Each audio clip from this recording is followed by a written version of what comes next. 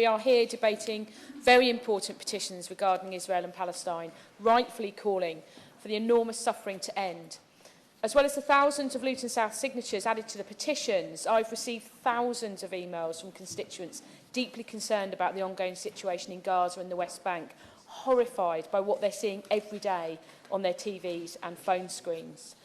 I share my constituents' concerns. We're watching the destruction of Palestinian lives in Gaza and the West Bank, as well as those Israeli lives on and since the 7th of October.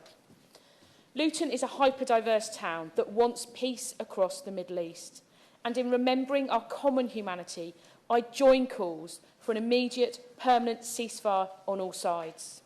This echoes the statement by the UN Secretary-General, Antonio Guterres, and other respected organisations, such as the International Rescue Committee, Save the Children, Islamic Relief, and a range of faith leaders. I welcome the temporary ceasefire announced in November alongside the release of hostages. However, there remains a desperate need for a permanent ceasefire, for a significant increase of much-needed humanitarian and medical aid, for the return of hostages, and for a renewed political effort on all sides to come to an enduring resolution for peace. We must be unequivocal. Civilians must be protected and not displaced.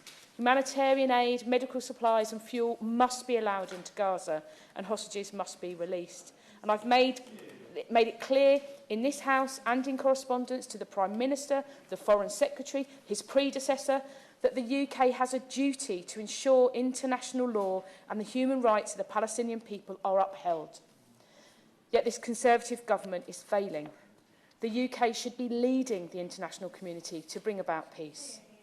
Labour has been clear. Israel must not besiege or blockade Gaza. Schools, hospitals and other civilian infrastructure must be protected at all costs. We know the ongoing bombing of Gaza has so far killed over 17,000 Palestinians, 40% reported to be children. Constituents who have written to me have said that more than half of all homes have been destroyed, and there are only 14 hospitals out of 36 that are even partially functional. 1.8 million people are now displaced. That's 80% of the population, and reports that half of the population are now starving. The international community can and must secure a lasting ceasefire to make political progress to end the conflict.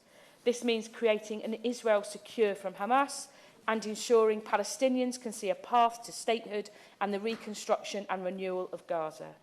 So I also press the Minister to set out the government's plan to make this a reality.